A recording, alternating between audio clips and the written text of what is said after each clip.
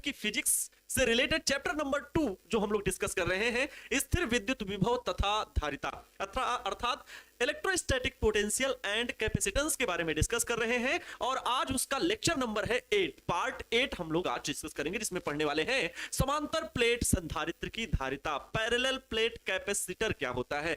धारिता को कैपेसिटेंस बोलते हैं और संधारित्र को कैपेसिटर बोलते हैं। तो आज इन सब बातों के बारे में हम लोग सीखेंगे। पंखे में जो लगे होते हैं कंडेंसर, जो हम लोग अपनी आम बोलचाल की भाषा में बोलते हैं, वही होते हैं प्यारे बच्चों कैपेसिटर। मोटर जो पानी जिनसे चलता है वो मोटर आप लोग देखे होंगे, मोटर पंप में जो स्टार्टर लगा होता है वहां पे भी कैपेसिटर लगा होता है।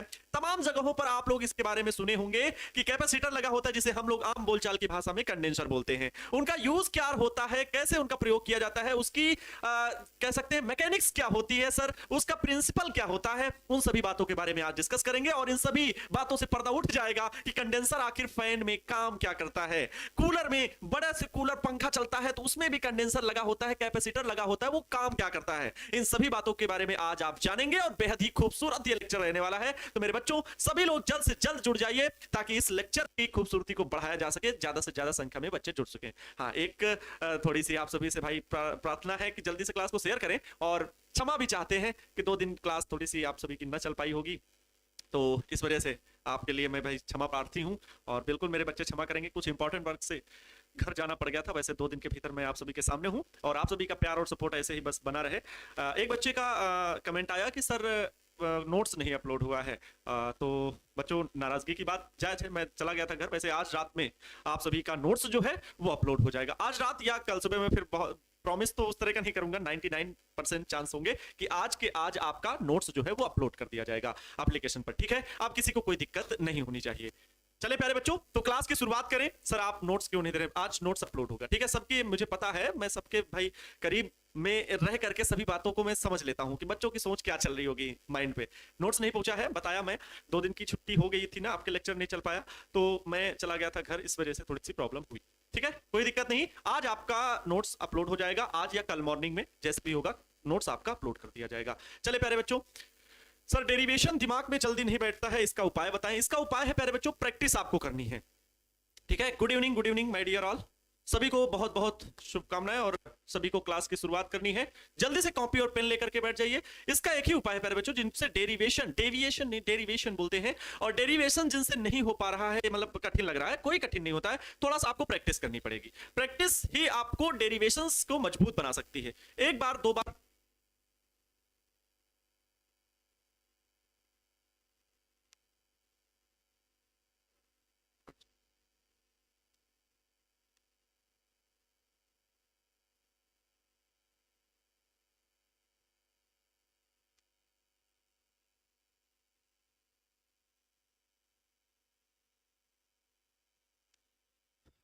ठीक है। हाँ ठीक है प्यारे बच्चों, वॉइस क्लियर आ रही, सब कुछ ठीक है।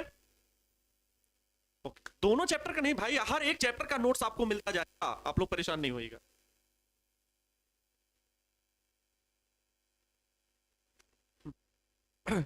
दोनों चैप्टर का नोट्स आप सभी को मिलता जाएगा। जैसे जैसे नोट्स कंप्लीट होगा, चैप्टर कंप्लीट होंगे, वैसे वैसे चैप्टर कंप्लीट होने के बाद ही नोट्स भेजा जाएगा। सर आपका घर कहाँ है? भाई यूपी से है, ठीक है, लखनऊ से। चले प्यारे बच्चों, ओके देखो, तो भाई सभी लोग क्लास को शेयर कर दीजिए और जल्द से जल्द क्लास में सभी बच्चे ऐड हो जाए। और जितने पिछले वीडियो लेक्चर्स हैं उनको जरूर पढ़ें। कुछ जगहों पर आप सभी को दिक्कतें होंगी, लेकिन जब 1-2 बार आप उन चीजों को सीख लेंगे तो नो डाउट शेयर कर दीजिए और जल्द से जल्द क्लास में सभी बच्चे ऐड हो जाए। और जितने पिछले वीडियो लेक्चर्स हैं उनको जरूर पढ़ें। कुछ जगहों पर आप सभी को दिक्कतें होंगी, लेकिन जब 1-2 बार आप उन चीजों को सीख लेंगे तो नो डाउट आपको फिजिक्स से प्यार हो जाएगा, फिजिक्स से प्यार हो जाएगा। ये बिल्कुल जायज है और होना भी चाहिए, क्योंकि ये चीजें आप जो विजुअलाइज करते हो, जो देखते हो, इमेजिन अभी तक कर रहे थे, उनको आप सीख रहे हो, उनको आप जान रहे हो। तो बेहतरीन सा सब्जेक्ट है और बेहतरीन से आपको मेहनत करनी है, खुशी खुशी चेहरे पे स्माइल रहनी चाहिए। कितना भी थके हो, जैसे मेरी भी तबीयत अभी घर से चला ही आ रहा हूँ, तबीयत थोड़ी सी अस्वस्थ है, आंखों में थकावट आपको दिख सकती है, बट मुझे क्लास लेने में थोड़ी सी हिचकिचाहट नहीं है और मैं कोशिश करूंगा कि क्लास को बेहतरीन बनाऊं। आप सभी का प्यार और सपोर्ट चाहिए, क्लास को दमदार बनाएंगे, शानदार बनाएंगे, ठीक है। तो ना कोई शिकवा होगी, ना कोई बहाना होगा, और आनंद सर की फिजिक्स वाली क्लास में शाम के 6 बजे जरूर जरूर आना होगा। चले, तो मेरे छोटे भाई बहनों, मेरे मित्रों, मेरे टीपू सुल्तानों, मेरे शेर और शेरनियों, तैयार हो जाओ कॉपी और पेन उठा करके फिजिक्स को सीखने के लिए। चले बात करते हैं, अभी तक आप सभी लोग वैद्युत धारिता के बारे में पढ़ चुके हो, इलेक्ट्रिक पोटेंशियल, स्थिर वैद्युत विभव के बारे में पूरी एक एक चीज डिस्कस की जा चुकी है। उसी चैप्टर से रिलेटेड एक वैद्युत धारिता सदिश भौतिक राशि आई, जिसके बारे में हम सभी ने सीखा। प्रत्येक पदार्थ की अपनी एक कैपेसिटी है, हमारी एक कैपेसिटी है, आपकी एक कैपेसिटी है कि आप 2 किलो खाना खा सकते हो, 8 किलो खाना खा सकते हो। एक बाल्टी है, उसकी कैपेसिटी है कि उसमें 10 लीटर पानी आ सकता है कि 20 लीटर पानी आ सकता है। ठीक उसी प्रकार प्रत्येक वस्तु के पास आवेश धारण करने की एक क्षमता है, एक निश्चित मात्रा का ही आवेश उस पर संचित किया जा सकता है, और इसे उस पदार्थ की वैद्युत धारिता कहते हैं। हमने डेफिनेशन भी लिखाया था बहुत अच्छे से कि किसी भी पदार्थ पर, किसी भी वस्तु में एक निश्चित मात्रा का ही आवेश संचित किया जा सकता है, इसे उस पदार्थ की वैद्युत धारिता कहते हैं। अर्थात किसी पदार्थ में एक निश्चित मात्रा का ही वैद्युत आवेश संचित किया जा सकता है, उसके बाद अगर हम उसे आवेश देंगे तो वो आवेश जो होगा वायु में क्षरण होगा, या कह लो अपने पास ना रख करके वो बाहर कर देगा, खुद नहीं रखेगा। जैसे एक बोतल में हम पानी, 1 लीटर पानी आता है तो 1 लीटर पानी डालेंगे, और उससे ज्यादा अगर हम उस पर पानी डालेंगे तो वो पानी बाहर हो जाएगा। ठीक है, ओके, बहुत बढ़िया। तो वैद्युत धारिता क्या थी, हम लोगों ने सीखा था। सर आपने बताया था कि वैद्युत धारिता को C से रिप्रेजेंट करते हैं, इसका मात्रक क्या होता है, तो ये सभी आप सभी को याद रहना चाहिए। इसका मात्रक होता है फैराड, जिसे हम लोग F से भी डिनोट करते हैं। ठीक है, इसका मात्रक क्या होता है, फैराड, जिसे F से भी डिनोट करते हैं, और C इक्वल टू होता है Q/V। Q/V, ये Q/V कैसे आया था, मतलब किसी भी ऑब्जेक्ट को मान लो हमारे पास ये ऑब्जेक्ट है, ठीक है, मान लो ये हमारे पास एक पत्थर रखा हुआ है, और इस पत्थर पे मैं आवेश देना चाहता हूं। मैंने आवेश किसी भी स्रोत से Q कूलाम का आवेश दिया, तो जब Q कूलाम का आवेश दे रहे हैं तो उसके विभव में परिवर्तन हो रहा है, उसके विभव में V वोल्ट की वृद्धि हो रही है। इस वस्तु के विभव में क्या हो रहा है, V वोल्ट की वृद्धि हो रही है। निश्चित है जहां आवेश होगा वहां विभव भी हो जाएगा, है ना। आवेश रखा है तो उसके चारों ओर किसी भी बिंदु पर हम पोटेंशियल निकाल सकते हैं। कितना होता है सर, कहेंगे किसी भी बिंदु आवेश के कारण KQ/R होता है, वैद्युत विभव का सूत्र अगर पूछा जाए किसी।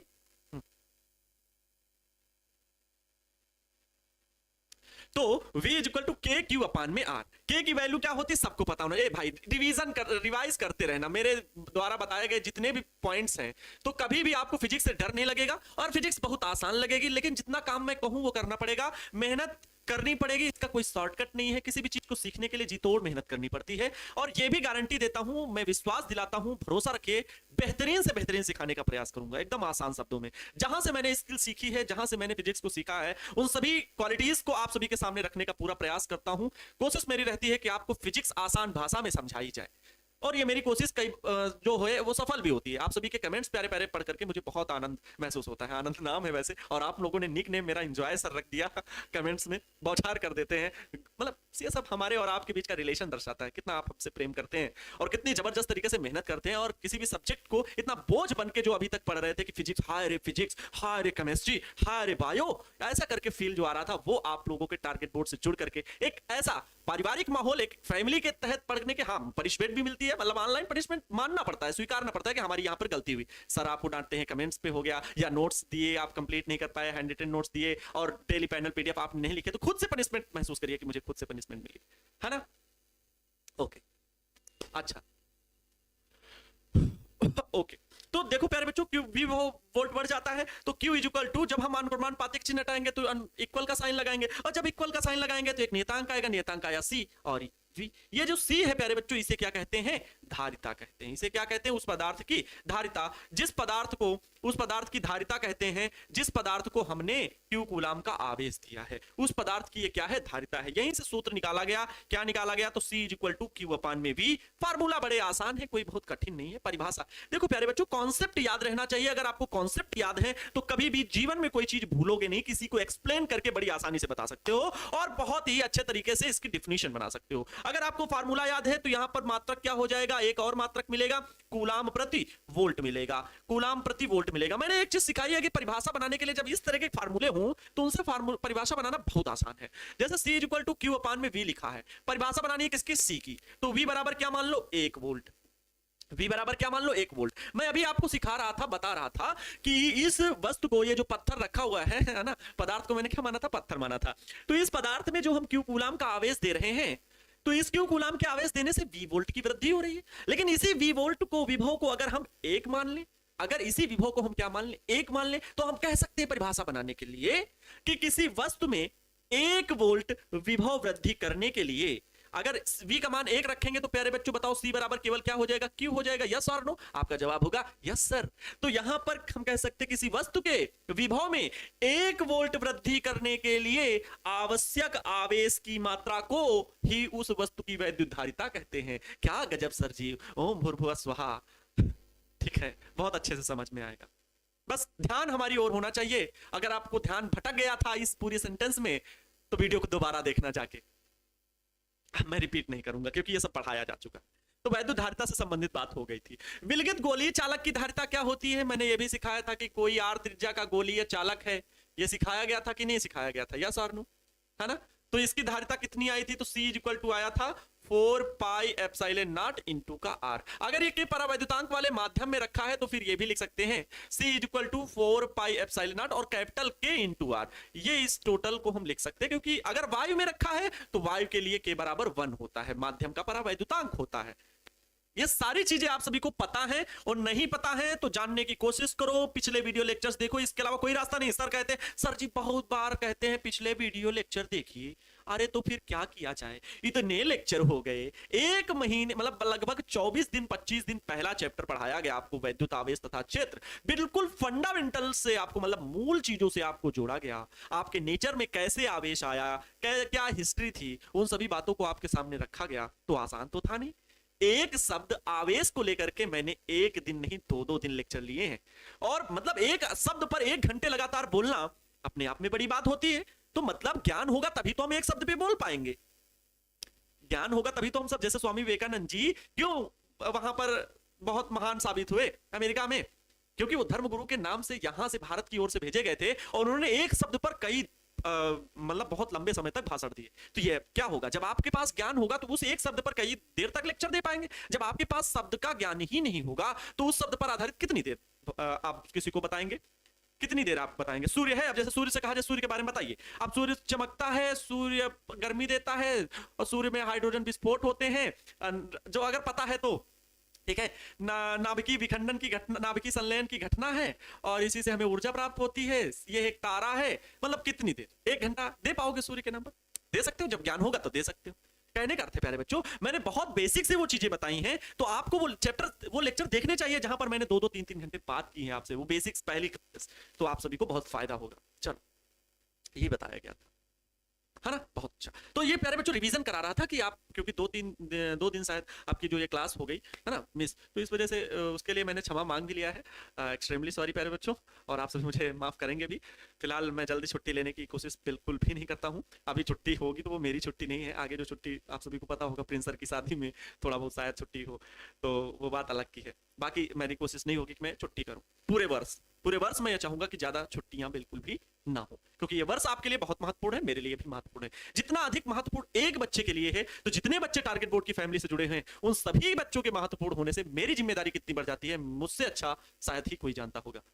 ईश्वर तो जानता है, ईश्वर को साक्षी मान के ही मैं काम करता हूं, बाकी तो दुनिया है, सब बोलते रहते हैं, कोई बात नहीं।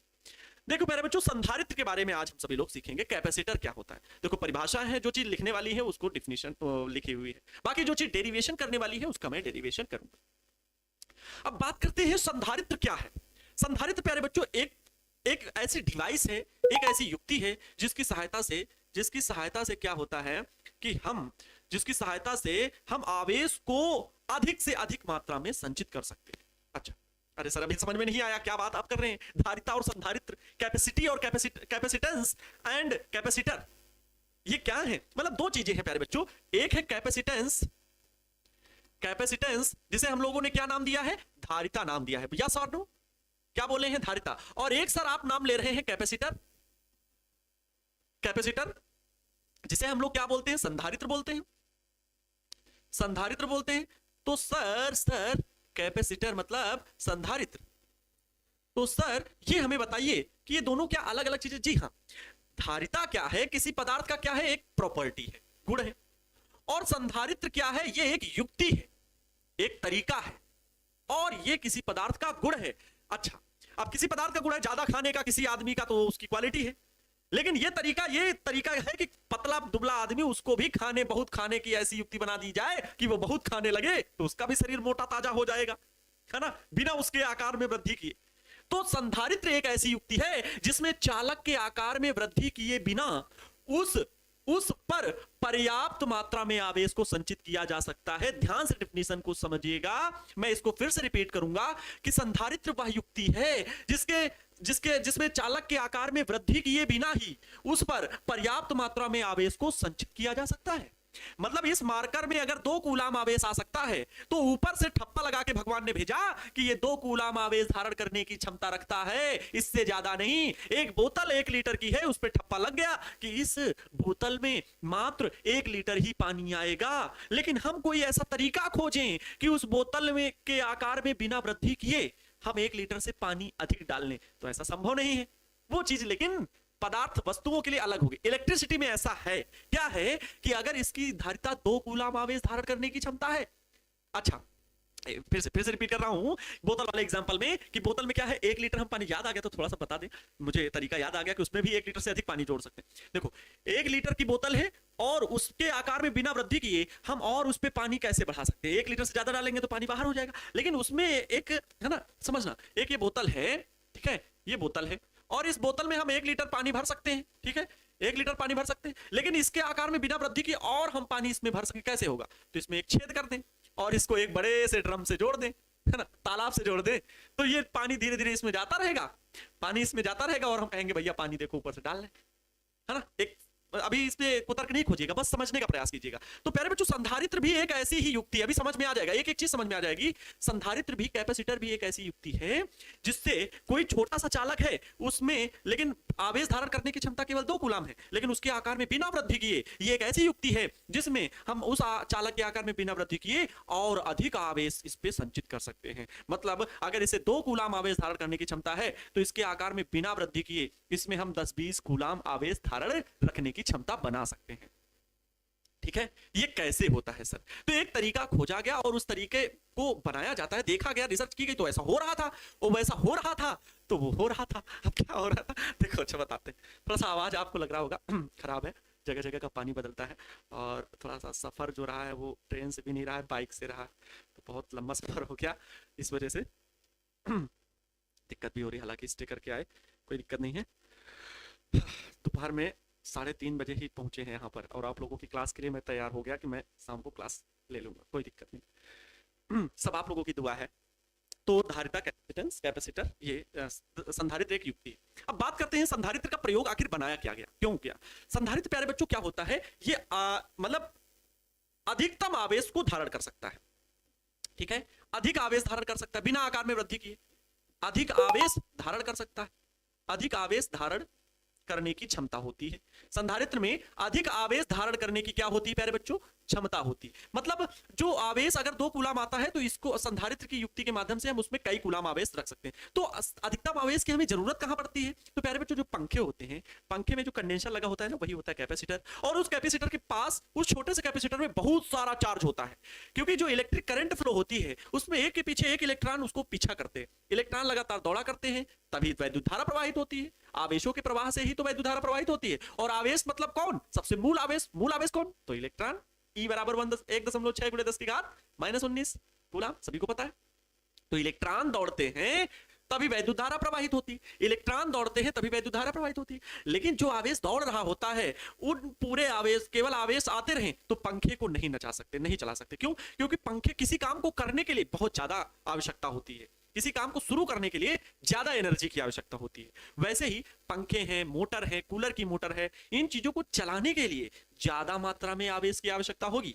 1-2 कूलाम ऐसे, मतलब एक एक करके आवेश आने से वो ज्यादा तेजी से नहीं चल पाएंगे।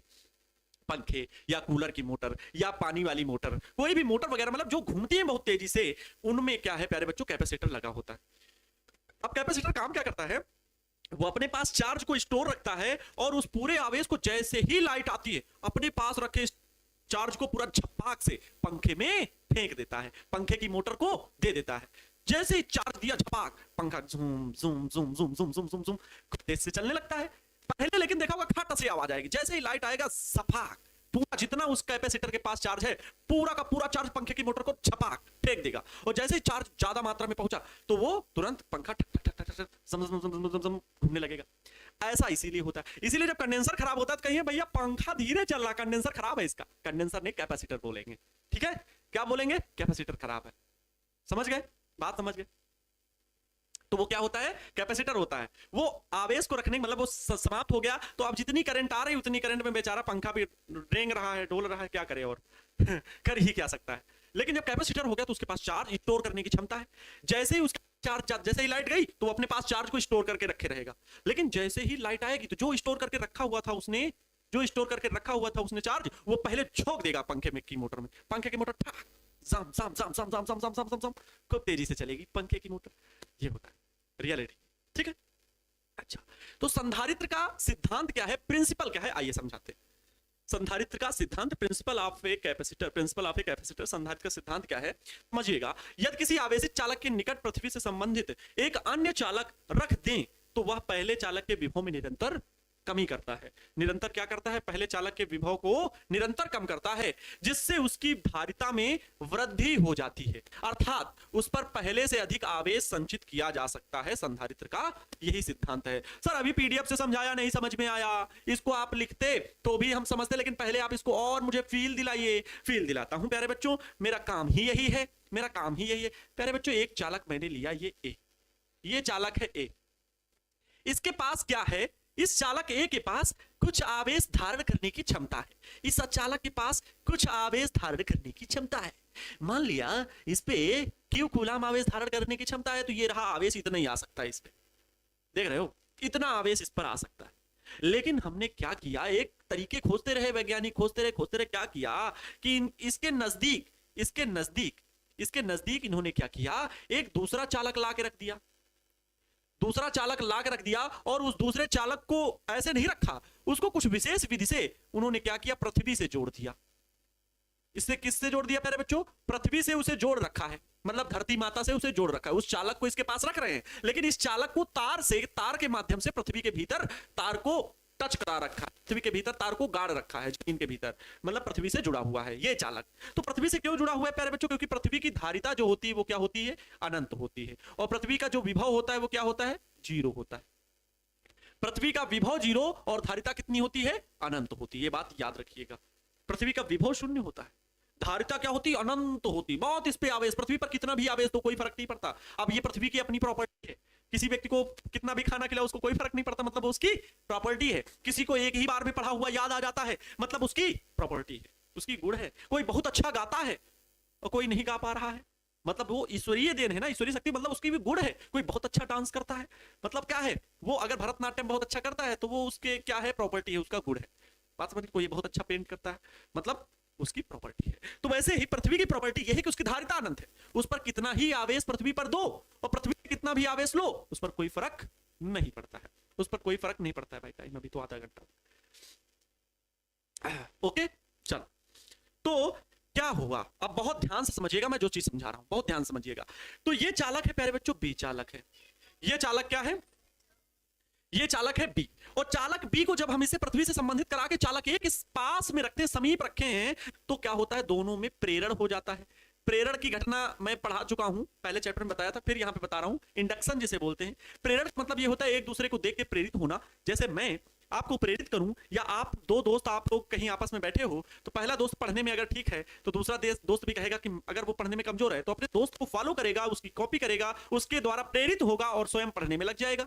या फिर दूसरा दोस्त बर्बाद है, बहुत गली मोहल्ले में घूमता है, दुनिया भर के व्यसन करता है ना, बीड़ी सिगरेट गुटखा पान मसाला जो भी है, दुनिया भर के व्यसन करता है। और दूसरा दोस्त है बहुत अच्छा, पढ़ने में भी बहुत अच्छा, लेकिन दूसरे दोस्त के प्रभाव में आकर वो भी गलत राहों में चल पड़ा, मतलब वो प्रेरित हो गया उससे, इसे बोलते हैं प्रेरण। तो ठीक ऐसे ही जैसे इस पर आवेश है, तो प्रेरण के कारण प्यारे बच्चों इस बॉडी को जब हम इसके संपर्क में लाएंगे, मतलब नजदीक लाएंगे, तो ये पॉजिटिव चार्ज, तो इस बॉडी के जो भाग इसके संपर्क में है, मतलब इसके नजदीक है, उसमें अपने आप क्या हो जाएगा? निगेटिव चार्ज आ जाएगा। क्यों? क्योंकि ये इसके भीतर के जो विपरीत प्रकृति का आवेश है उसको क्या करेगा? खींचेगा, अट्रैक्शन होगा ना, क्योंकि ये क्या है?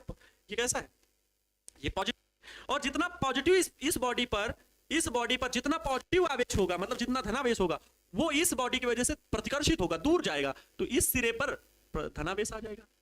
इस सिरे पर क्या आ जाएगा? धनावेश। इस सिरे पर क्या आ जाएगा? ऋणावेश आ जाएगा। बात समझना, ऐसे रखे नजदीक, तो इस सिरे पर ऋणावेश और उस सिरे पर धनावेश, क्योंकि प्रदर्शित करेगी ना ये वस्तु। तो जो धनावेश होता है वो पृथ्वी से जुड़े होने के कारण सारा आवेश पृथ्वी में जाता रहता है, और जब ऐसी प्रक्रिया होती है तो प्यारे बच्चों इसके विभव में क्या आ जाती है, कमी आ जाती है। इसके विभव में आ जाती है कमी, और जब इसके विभव में आएगी कमी मतलब इस पर आवेश धारण करने की क्षमता पड़ जाती है, क्योंकि C is inversely proportional to V। C is inversely proportional to V, और C का मतलब ये नहीं कि धारिता बढ़ जा रही, धारिता तो बढ़ेगी क्योंकि आवेश अब इस पर हम अधिक संरक्षित कर सकते हैं, क्योंकि विभव में क्या हो रही है, कमी हो रही है। प्यारे बच्चों अगर विभव में कमी आएगी तो इस पर धारण करने की क्षमता क्या होगी, बढ़ेगी। वस्तु वही है, लेकिन इस वस्तु के समीप एक वस्तु लाई मैंने और उस वस्तु को मैंने पृथ्वी से जोड़ रखा, और जब ये प्रक्रिया अपनाई तो इसकी धारिता में प्यारे बच्चों क्या हो गई, इस ए वस्तु की धारिता में क्या हो गई, वृद्धि हो गई। ए वस्तु की धारिता में क्या हो गई, वृद्धि हो गई। मतलब इस पर अब पहले से अधिक आवेश को स्टोर किया जा सकता है, मतलब रखा जा सकता है, अपने पास रखा जा सकता है। बात यहां पर इस पूरी लाइन, इन पूरी लाइनों की वही है। फिर से मैं रिपीट करूंगा कि यदि किसी आवेशित चालक के निकट, ये कोई आवेशित चालक है ए, इसके निकट पृथ्वी से संबंधित एक अन्य चालक, पृथ्वी से संबंधित एक अन्य चालक, समझना ध्यान से कि पृथ्वी से संबंधित एक अन्य चालक, ये देखो पृथ्वी से संबंधित एक अन्य चालक पृथ्वी से जुड़ा हुआ है, एक अन्य चालक रख दें तो वह पहले चालक के विभव को निरंतर कम करता है। तो विभव को निरंतर कैसे कम करेगा, इस जगह से जो इसके प्रेरण के कारण इसमें आवेश हुआ, ये प्रेरण के कारण इसमें ऋणावेश उत्पन्न होगा, ये धनावेश प्रतिकर्षित करेगा, इसके प्रभाव से ही तो हो रहा है, इसके प्रभाव से। तो इसके विभव में हो रही है कमी, इसके विभव में कमी हो रही है, क्योंकि इसके विभव के प्रभाव से ही, इफेक्ट से ही इसमें आवेश उत्पन्न हो रहा है, और वो आवेश में से धनावेश इसमें चला जा रहा है। तो इस वजह से प्यारे बच्चों इस पे क्या हो रहा है, विभव में हो रही कमी। ये एक युक्ति, ये प्रॉपर्टी बनाई जा रही, एक तरीका खोजा गया, और इस तरीके खोजने में इसके विभव में हुई कमी और इससे धारिता इसकी बढ़ गई। ठीक है, ये प्रैक्टिकली चीजें हैं, प्रैक्टिकली चीजें कैसे हो रहा है, तो वो ये तरीका है। ठीक, कब करता है, जिससे उसकी धारिता में वृद्धि हो जाती है, अर्थात उस पर पहले से अधिक आवेश संचित किया जा सकता है। मतलब अब इस बॉडी पर पहले से अधिक आवेश संचित किया जा सकता है। ठीक है प्यारे बच्चों, बात समझ गए होंगे। तो ये है संधारित्र का सिद्धांत। ये क्या है, संधारित्र का सिद्धांत। सर नोट्स पैनल पीडीएफ से बनाएं या हैंड रिटन नोट्स से? पैनल पीडीएफ से। हैंड रिटन नोट्स तो आपको पढ़ने के लिए है, पैनल पीडीएफ से, हैंड रिटन नोट्स से नहीं। हैंड रिटन नोट्स तो ऑलरेडी उस पर लिखा हुआ, उसका पैनल सॉरी, उसका आप पीडीएफ फोटोकॉपी भी करा सकते हैं, टाइम मिले तो। हाँ, पैसे ज्यादा खर्च होंगे वैसे, जिसके पास हो करिएगा, नहीं तो पीडीएफ से पढ़ सकते हैं। क्लियर है, पीडीएफ से पढ़ सकते हैं। ओके, चलो अब देखो संधारित्रों के प्रकार। संधारित्र जो बने, मतलब संधारित्र एक डिवाइस है, एक युक्ति है, एक प्रकार की मैकेनिक डिवाइस है, जिसमें हम क्या कर सकते हैं, मान लो यही संधारित्र है, तो ये संधारित्र, पहले ये जो वस्तु थी इसमें मात्र 2 कूलाम का आवेश आ सकता था, लेकिन इसमें हमने वो युक्ति बना दी, वही पृथ्वी से जोड़ने वाली सारी चीजें बना दी। तो इसमें क्या हुआ, अब पहले से ज्यादा आवेश रखा जा सकता है, तो वो क्या बन गया, संधारित्र बन गया। तो अब संधारित्र कैसे कैसे बनाए जा सकते हैं, तो प्रयोग हेतु विभिन्न प्रकार के संधारित्र बनाए गए हैं। कौन कौन से, समांतर प्लेट संधारित्र, गोलीय संधारित्र, ऐसे बनते हैं, मतलब उनको आकार दिया जाता है इस प्रकार का, समांतर प्लेट संधारित्र, गोलीय संधारित्र, बेलनाकार संधारित्र, परिवर्ती संधारित्र, वैद्युत अपघट्य संधारित्र।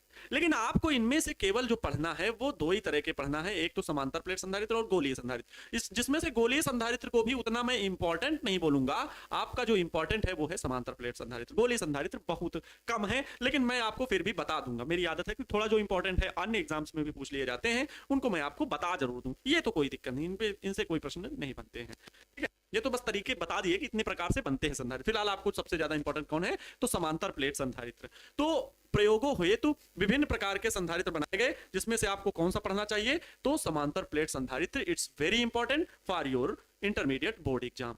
ये बहुत ही इंपॉर्टेंट है, याद रखिएगा, बहुत ही इंपॉर्टेंट है एग्जाम के पॉइंट ऑफ व्यू से। एग्जाम के पॉइंट ऑफ व्यू से ये बहुत ज्यादा इंपॉर्टेंट है, याद रखिएगा हमेशा। सर आज 45 मिनट का ही क्लास लीजिए। ओके, देखते हैं, अब डेरिवेशन तो करना ही है। समांतर प्लेट संधारित्र, पैरेलल प्लेट कैपेसिटर। आइए कॉपी पेन उठाइए और मेरे साथ जोर से नारा लगाइएगा, जय माता दी। ठीक है, चलो शुरुआत करते हैं, थोड़ा सा हंसी मजाक के साथ, बहुत अच्छे से पढ़ेंगे प्यारे बच्चों। उम्मीद है आप सभी का सपोर्ट वैसा ही बनेगा जैसा मैं उम्मीद हमेशा रखता हूं आप सभी से। Parallel plate capacitor, parallel plate जैसा कि नाम से पता है, समांतर मतलब समांतर होंगे। ओहो, मतलब क्या होगा कि समांतर प्लेटें होंगी, समांतर प्लेट संधारित्र। तो हमें ऐसा संधारित्र बनाना है बड़े नाम से। अच्छा एक चीज सुनो मेरी बात, बहुत अच्छे से सभी को कहेंगे कि सर अभी तक मुझे समझ में नहीं आया, फिजिक्स बड़ी कठिन लगती है, केमिस्ट्री बहुत कठिन लगती है, या मैथमेटिक्स बहुत कठिन लगती है। लगता है, मैं भी स्टूडेंट लाइफ में रहा हूँ और मुझे भी अभी भी कोई कुछ चीजें कठिन, लेकिन किसी चीज को शिद्दत से अगर पाना चाहो तो आपको वो चीज मिल ही जाएगी। मतलब बहुत कठिन नहीं है किसी भी चीज को आपको याद रखने के लिए, लेकिन तरीके आपको सही और जेन्युइन अपनाना चाहिए। सीखना कैसे है इस पर जोर, बार बार जोर देना चाहिए कि हम कैसे चीजों को सीखें। तो जैसे यही समांतर प्लेट संधारित्र को उठा रहा हूं मैं, तो आपको आसान बनाने के लिए अब किताब तो नहीं बोलेगी ना आपसे कि इसको ऐसे आसान बनाओ। कोई टीचर को हो, कोई स्टूडेंट को हो, टीचर क्या करता है, आपको उन चीजों को बहुत घोल के आपके सामने प्रस्तुत करता है, उसकी वही मेहनत है। हर एक टीचर अलग अलग तरह से पढ़ाता है भाई। टीचर सभी अच्छे हैं, सभी अच्छा पढ़ाते हैं, सभी के पास नॉलेज है, सभी आपसे ज्यादा पढ़े हुए हैं, उनके पास एक्सपीरियंस आपसे ज्यादा होगा, है ना। आप तो स्टूडेंट हैं, कोई कम कोई ज्यादा, तरीके हैं अलग अलग टीचर्स के पास। तो कहने का अर्थ है कि आप भी वैसा ही डेवलप कर सकते हो, खुद से टीचर बन सकते हो कि समांतर प्लेट संधारित्र, तो उसको नाम को पकड़ने की कोशिश करो और वैसे ही चीजें याद भी की जाती हैं। अब जैसे मैंने इस चीज को एक्सप्लेन किया कि संधारित्र की प्रिंसिपल क्या है, तो मैंने ए और बी दो तरह के चालक लेकर के आपको इस पूरे सेंटेंस का अच्छे से आपके सामने एक्सप्लेन किया। हो सकता है कोई टीचर और भी कोई अच्छा एग्जांपल ले सकता है।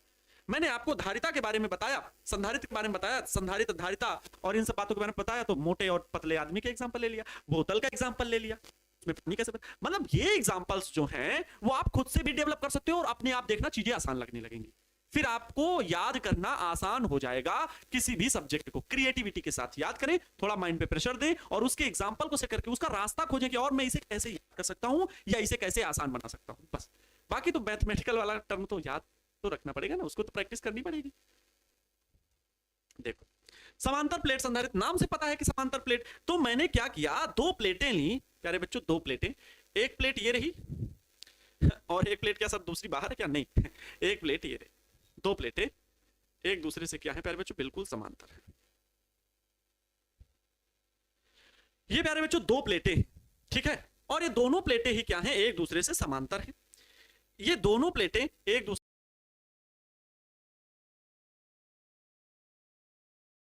से समांतर है। ये पहली प्लेट, ये दूसरी प्लेट, दोनों प्लेटें एक दूसरे से समांतर हैं। और पहले को मैंने किसी भी स्रोत से क्यू कूलाम का आवेश दिया, क्यू कूलाम हमने आवेश इस पर दिया, किसी भी स्रोत से हमने इसको जोड़ दिया, कोई तार से हमने जोड़ दिया और उस तार से जोड़ करके हमने इसे क्या किया, क्यू कूलाम का आवेश इस प्लेट को दिया, इस प्लेट को दिया। और इन दोनों प्लेटों के बीच की जो दूरी है मेरे प्यारे बच्चों वो बहुत ही सूक्ष्म है। इन दोनों प्लेटों के बीच की दूरी जो है वो बहुत सूक्ष्म है, बहुत नजदीक रखे हुए हैं। हालांकि चित्र जूम करके आपके सामने रखा हुआ है,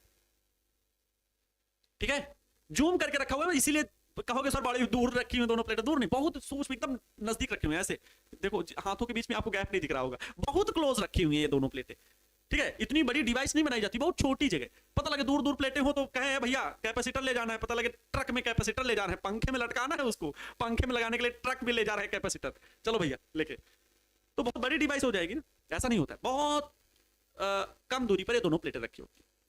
इसके बीच, इन दोनों प्लेटों के बीच की दूरी मान ली मैंने दी। और जब दोनों प्लेटों के बीच की दूरी प्यारे बच्चों कम होगी, ध्यान समझिए मैं एक्सप्लेन कैसे कर रहा हूं और चित्र को कैसे समझा रहा हूं, रटना नहीं कभी। तो दो प्लेटों में मैंने एक आवेश को, मैंने एक प्लेट को किसी भी स्रोत से बैटरी से जोड़ करके इसको क्यू कूलाम आवेश दिया, और वो क्यू कूलाम आवेश, ये चालक प्लेट है तो पूरी सरफेस पे, सतह पर फैल गया। और इन दोनों प्लेटों के बीच की दूरी मान ली मैंने दी। और जब दोनों प्लेटों के बीच की दूरी प्यारे बच्चों कम होगी, ध्यान समझिए मैं एक्सप्लेन कैसे कर रहा हूं और चित्र को कैसे समझा रहा हूं, रटना नहीं कभी। तो दो प्लेटों में मैंने एक आवेश को, मैंने एक प्लेट को किसी भी स्रोत से बैटरी से जोड़ करके इसको क्यू कूलाम आवेश दिया, और वो क्यू कूलाम आवेश, ये चालक प्लेट है तो पूरी सरफेस पे, सतह पर फैल गया। और दूसरी प्लेट जो इसके पास हमने ला करके रखी, इस दूसरी प्लेट को हमने जोड़ रखा है किससे, पृथ्वी से जोड़ रखा है। किससे जोड़ रखा है प्यारे बच्चों, पृथ्वी से जोड़ रखा है। क्यों, क्योंकि संधारित्र के सिद्धांत में यही तो ये तरीका बनाया गया, यही तो ये डिवाइस बनाई गई।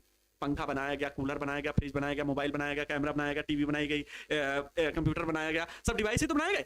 वैसे ही संधारित्र भी एक डिवाइस बनाया गया, और इस डिवाइस पे क्या था कि एक प्लेट को पृथ्वी से जोड़ा गया और इसके नजदीक जब रखा गया तो प्रेरण के कारण इस प्लेट के प्रभाव से इसके इस सिरे पर क्या आ जाएगा, ऋणावेश आ जाएगा। यस और नो, ऋणावेश आ जाएगा। और जितना भी धनावेश होगा प्लस, वो प्यारे बच्चों इस पृथ्वी से जुड़े होने के कारण सारा का सारा आवेश कहां पर चला जाएगा, जो इस प्लेट का धनावेश होगा वो सारा का सारा कहां चला जाएगा, पृथ्वी में चला जाएगा। जो इस प्लेट का धनावेश हो जाएगा, मैं इसको रिपीट कर रहा हूं फिर से, जो इस प्लेट का धनावेश होगा वो सारा का सारा कहां चला जाएगा, पृथ्वी पर चला जाएगा। और जब ऐसा होगा तो प्यारे बच्चों यहां पर ऋणावेश, यहां पर धनावेश, वैद्युत बल रेखाएं किस दिशा में बनेंगी, आप सभी का जवाब होगा वैद्युत क्षेत्र की दिशा प्लस से माइनस की ओर होती है, वैद्युत क्षेत्र की दिशा प्लस से माइनस की ओर, यस और नो। तो जो प्लेटों के बीच वैद्युत क्षेत्र स्थापित होगा वो कुछ इस प्रकार से वैद्युत क्षेत्र की दिशा होगी, वैद्युत क्षेत्र मतलब ई की मैं बात कर रहा हूं। और प्लेटों के बीच जो विभवांतर होगा वो मैं मान ले रहा हूं, प्लेटों के बीच विभवांतर जो है वो है वी, प्लेटों के बीच विभवांतर वी, प्लेटों के बीच की दूरी डी, और वैद्युत क्षेत्र की दिशा तो प्लस से माइनस की ओर कुछ इस प्रकार से होगी। ये होगी संधारित्र का चित्र, आसान है। अच्छा, इस पे आवेश फैला हुआ है, इस पे आवेश प्यारे बच्चों फैला हुआ है ना, इसके पृष्ठ पर, तो इसका पृष्ठ आवेश घनत्व मैं मान ले रहा हूं सिग्मा, इसका भी पृष्ठ आवेश वही कितना होगा, क्योंकि इसी आवेश के प्रभाव से ही तो यहां पर आवेश बना, तो इसका भी पृष्ठ आवेश घनत्व। और प्लेटें समान आकार की, बहुत नजदीक रखे होने के कारण विस्तार इनका क्या है, अनंत है, अनंत विस्तार की प्लेटें लगेंगी।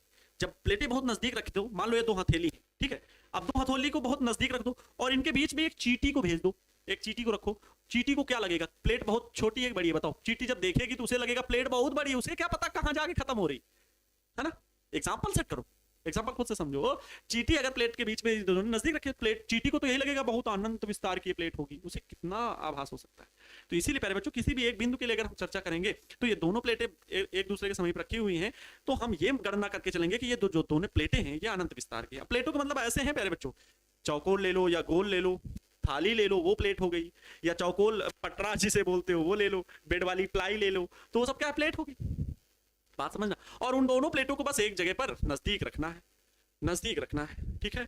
अच्छा, तो ये प्यारे बच्चों प्लस सिग्मा होगी और ये माइनस सिग्मा, क्योंकि ये ऋणावेश फैला हुआ है, ये धनावेश, इसका जो धनावेश उत्पन्न हुआ वो पृथ्वी पे चला जाता है क्योंकि पृथ्वी से जुड़ा होता है। और जब ये प्रक्रिया होती है तो इसके विभव में क्या होती है, कमी होती है। इन बातों को मैं लैंग्वेज में भी लिख सकता हूं पूरा अच्छे तरीके से। माना दो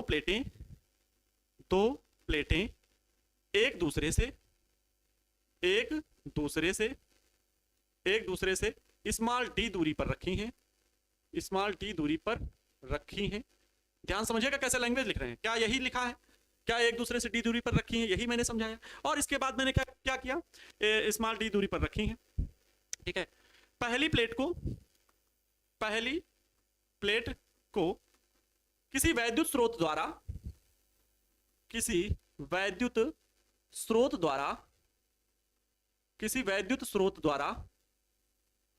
क्यू कूलाम आवेश देते हैं, क्यू कूलाम आवेश देते हैं। अच्छा, आप क्यू कूलाम का मतलब ये नहीं समझ लेना कि एक ही आवेश है, अरे क्यू कूलाम मतलब क्यू कूलाम में कितने भी हो सकते, क्यू की वैल्यू 20 कूलाम 50 कूलाम कुछ भी हो सकता है, वो पूरा का पूरा आवेश इसके पृष्ठ पर फैल गया, तो क्यू कूलाम आवेश देते हैं, ठीक है, क्यू कूलाम आवेश देते हैं। दोनों प्लेटों का जो पृष्ठ आवेश घनत्व है, दोनों प्लेटों का पृष्ठ आवेश घनत्व, जैसे चित्र बनाया है वैसे ही लैंग्वेज लिख रहा हूं, पृष्ठ आवेश घनत्व। अब देखो कुछ बच्चे बहुत अच्छे से सीख भी रहे हैं इन चीजों को, बहुत अच्छे से हम जो सिखा रहे हैं उनको सीखने का प्रयास कर रहे हैं, और जो बच्चे नहीं सीख रहे हैं वो भी धीरे धीरे सीख भी जाएंगे, क्योंकि आदत पे मजबूर कर दूंगा मैं कि चित्र को जैसे आपने बनाया, जैसे आप डेरिवेशन करना चाहते हो उन चीजों को वैसे ही फॉलो करते जाओ। हो सकता है आपसे लैंग्वेज थोड़ी आगे पीछे हो जाए तो एग्जामिनर गलत नहीं करता है, आपके द्वारा जो चित्र बनाया गया उसकी सारी बातें बस आप लिख दो। और ये भी बात हमेशा याद रखना, इतने बड़े बड़े डेरिवेशंस को, मतलब इससे रिलेटेड चित्र की जो संरचना है उसको लिखना ही आपका, प्रैक्टिस करना बार बार ही आपको, क्योंकि ये कंसेप्ट अगर याद रहेगा, ये वाला फिगर आपके मन में बैठा है कि हाँ ऐसे संधारित्र बनता है, तब फिर आप, ठीक है। हाँ, क्या बात कर रहे हो भाई, फिजिक्स 10th के हाँ मैथ्स का क्वेश्चन तो भाई अलग अलग तरह से मैथ्स मैं बताता हूँ, इसीलिए कहता हूँ कॉन्सेप्ट क्लियर करो, हो सकता है वैल्यू चेंज करके क्वेश्चन पूछ ले, लेकिन 10th में जो पेपर हो रहे हैं टारगेट बोर्ड के, हर एक क्वेश्चन पेपर से क्वेश्चन फंस रहा है। क्या बात कर रहे हैं भाई, हर एक क्वेश्चन पेपर से, चाहे वो संस्कृत हो, चाहे हिंदी हो, चाहे सोशल साइंस हो, चाहे मैथ्स हो, चाहे अभी तक जितने भी पेपर हुए हैं सभी से पूरे के पूरे आ रहे हैं, ठीक है। मैथ्स में थोड़ी सी प्रॉब्लम आई थी, मैथ्स का एक दो क्वेश्चन शायद नहीं, मतलब वैल्यू से रख करके अलग प्रश्न पूछ ले, इतने मेच्योर हो आप लोग, समझदार हो, है ना, कि क्वेश्चन नहीं फंसा है। क्वेश्चन तो बहुत सारे फंसे हैं, मैंने खुद देखा है, और खुद उसका बाद में आंसर की भी दिखाया सर ने, प्रिंस सर ने तो पूरा क्वेश्चन पेपर ला के रखा कि ये देखो क्वेश्चन मैंने बताया था, जाके पिछला वीडियो देख लो, और पिछले वीडियो की स्क्रीनशॉट भी रखी कि ये देखो क्वेश्चन दिखा रहे हैं, मैंने खुद देखा। इतना एक क्वेश्चन फंसा है, मतलब एक जो क्वेश्चन बताया वही क्वेश्चन लड़ गया हाई स्कूल में। लेकिन एक बात ये भी याद रखो, क्वेश्चन लड़ने के लिए भी मैंने कहता हूँ ये ठीक है, एग्जाम दो, बोर्ड दो, बिल्कुल अच्छे से दो, लेकिन 12th पढ़ रहे हो तो नॉलेज के लिए भी पढ़ो, अपनी ज्ञान के बढ़ाने के लिए भी पढ़ो। केवल इंटरमीडिएट बोर्ड एग्जाम को केवल बोर्ड एग्जाम प्रेशर बना के नहीं पढ़ना, ज्ञान के लिए पढ़ो, सीखो। मेरी तो आदत हमेशा भाई यही होती है, बाकी आप लोग जाने। पृष्ठ आवेश घनत्व तो क्या है, दोनों का पृष्ठ आवेश घनत्व क्या है, दोनों प्लेटों का, एक का प्लस सिग्मा तथा माइनस सिग्मा है, माइनस वाली प्लेट मतलब इसमें रेडावेस है तो माइनस सिग्मा है, बस ठीक है। दोनों प्लेटों के बीच वैद्युत क्षेत्र कितना है ये भी लिखना, जो जो चीजें हैं, जो जो चीजें दिख रही वो सब लिखो। दोनों प्लेटों, कैसे कॉपी भरोगे ये भी तो है, दोनों प्लेटों के बीच वैद्युत क्षेत्र कैपिटल ई है तथा विभव कैपिटल वी, तथा विभव क्या है, कैपिटल वी है।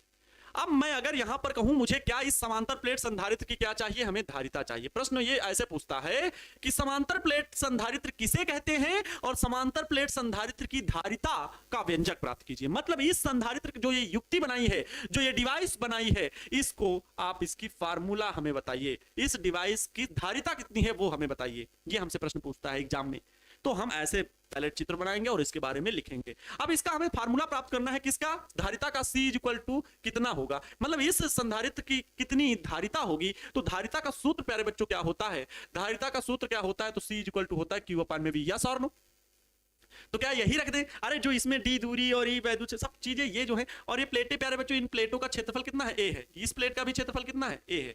प्लेटों का जो क्षेत्रफल टोटल एरिया जो है वो कितना है, A है, ये भी याद रखना।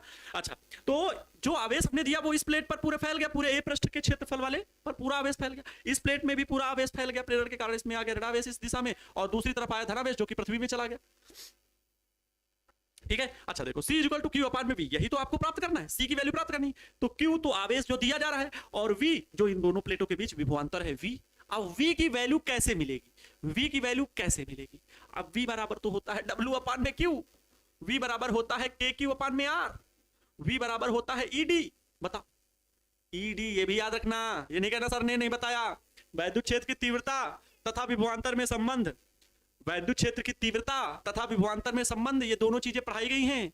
एक एक चीज मैंने डिस्कस की है, याद रखिएगा भाई। इतनी बात आपको पता रखनी है, जितने भी फार्मूले आपको सिखाए गए हैं, अगर वो चीजें हैं तो आप अच्छे से किसी भी डेरिवेशन को कर पाओगे, कभी भी भूलोगे नहीं। तो यहां पर वैद्युत क्षेत्र की बात हुई है, कार्य की तो बात हुई नहीं। हम V बराबर क्या लगाएं, W अपान में Q लगाएं, हम V बराबर क्या लगाएं, KQ अपान में R बताएं।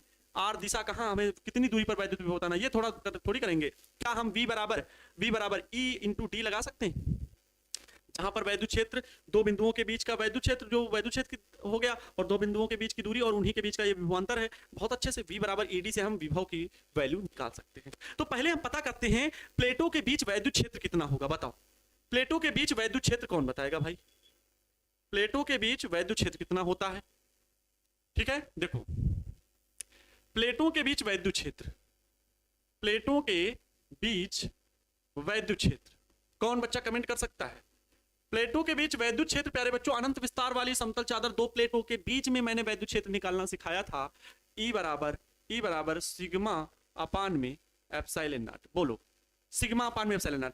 अनंत विस्तार की समतल चादर प्लेट के निकट किसी बिंदु पर वैद्युत क्षेत्र की तीव्रता E बराबर सिग्मा अपान में 2 एप्सिलॉन नॉट थी। लेकिन जब दो प्लेटें प्यारे बच्चों रखी गई थी, जब दो प्लेटें रखी गई थी, तो दोनों प्लेटों के कारण क्या था, सिग्मा अपान में 2 एप्सिलॉन नॉट था। एक प्लेट के कारण दोनों प्लेटों को जोड़ देते थे, सिग्मा अपान में 2 एप्सिलॉन नॉट, और दोनों को जोड़ेंगे तो सिग्मा अपान में क्या आ जाएगा भाई, दो बार जुड़ा तो 2 सिग्मा अपान में 2 एप्सिलॉन नॉट, यही तो लिखेंगे। और 2 से 2 कैंसिल आउट, तो क्या आ जाता था, सिग्मा अपान में एप्सिलॉन। क्या यही डेरिवेशन आपको सिखाया गया था एकदम आसानी से, है ना। अच्छा, अगर यही सोचो, यही प्लेटें जो हैं वो वायु में ना रख करके कोई के परावैद्युतांक वाले माध्यम में रखा हो, ये दोनों प्लेटों के बीच माध्यम क्या हो, कुछ भी हो सकता है, वायु हो सकता है, जल हो सकता है, कुछ भी हो सकता है, मैं मान ले रहा हूं तो वायु है या कुछ भी हो, लेकिन उस माध्यम का परावैद्युतांक तो होगा। तो यहां पर ये इस बात का भी उल्लेख कर ही दीजिए, अच्छा होगा। प्लेटों के बीच माध्यम का परावैद्युतांक, प्लेटों के बीच माध्यम का परावैद्युतांक, माध्यम का परावैद्युतांक, माध्यम का परावैद्युतांक क्या है, कैपिटल के है। माध्यम का परावैद्युतांक क्या है, कैपिटल के है। अच्छा, माध्यम का परावैद्युतांक अगर प्यारे बच्चों कैपिटल के होगा तो यहां पर आपको कैपिटल के लिखना होगा, कैपिटल के फिर लिखना होगा, कैपिटल के आप लिख दीजिए, कोई दिक्कत नहीं, ठीक, क्योंकि वो के फिर के आता है अगर माध्यम का परावैद्युतांक के है। और अगर के वायु के लिए के बराबर क्या होता है, 1 होता है। अगर वही प्लेटें वायु में रखी हुई तो के बराबर 1, सिंपल है, डरिए नहीं भाई, एकदम सिंपल है। अच्छा, तो ये E बराबर इतनी वैल्यू हुई, ठीक। अगर हम वैद्युत विभव की बात करें, प्लेटों के बीच वैद्युत विभव कितना होगा, तो आप कहेंगे प्लेटों के बीच विभवांतर, प्लेटों के बीच विभवांतर, तो आप सभी क्या कहेंगे, प्लेटों के बीच विभवांतर v बराबर E इंटू डी से। ये सूत्र आप सभी को सिखाया गया है भाई, ये नहीं कहना नहीं सिखाया। तो v बराबर E की वैल्यू कितनी है, सिग्मा अपान में एप्सिलॉन नॉट इंटू के, या कह सकते हो v इक्वल टू, भाई E की वैल्यू मैं लिख रहा हूं, E की वैल्यू ये है सिग्मा अपान में ये के एप्सिलॉन नॉट इंटू का प्यारे बच्चों ये क्या है, इंटू का है डी। अगर यदि, यहां पर ध्यान समझिएगा,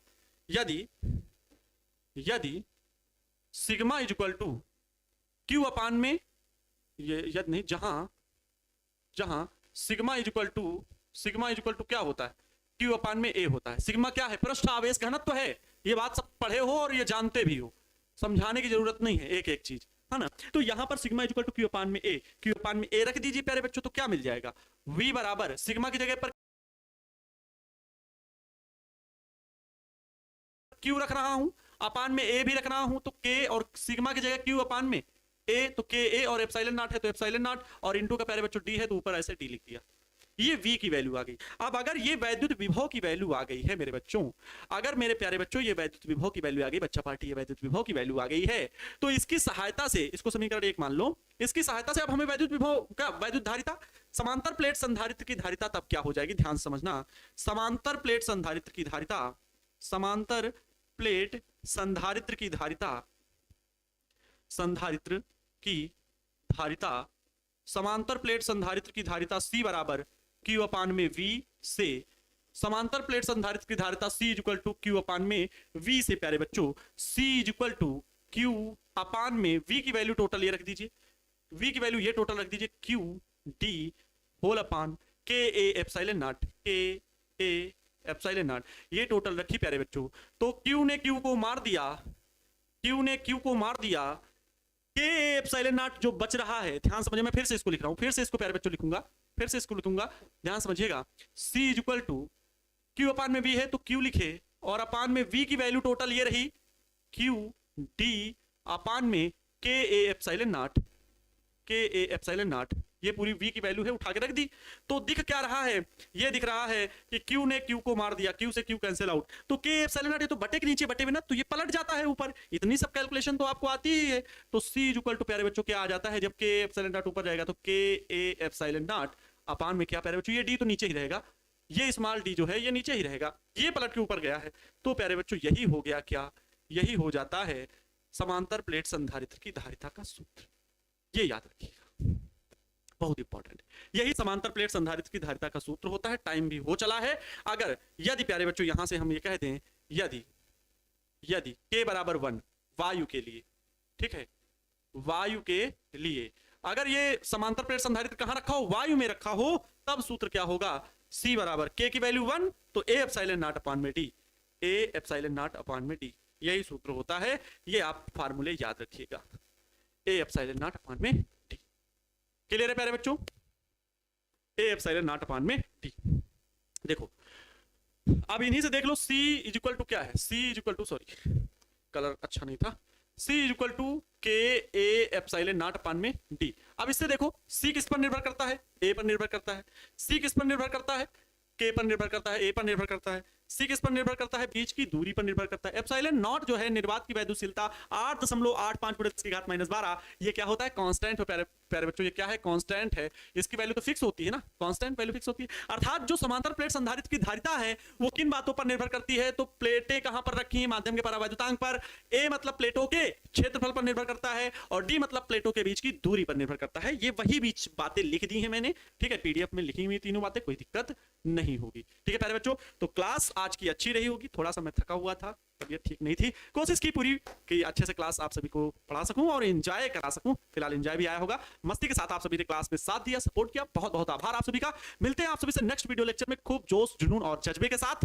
तो आप सभी लोग तैयार रहिएगा नेक्स्ट वीडियो लेक्चर में इससे जुड़ी और अधिक बातों को जानने के लिए। मिलते हैं नेक्स्ट वीडियो लेक्चर में, खुश रहें, मस्त रहें और दूसरों को भी खुश रखने का पूरा प्रयास करें। जय हिंद, वंदे मातरम।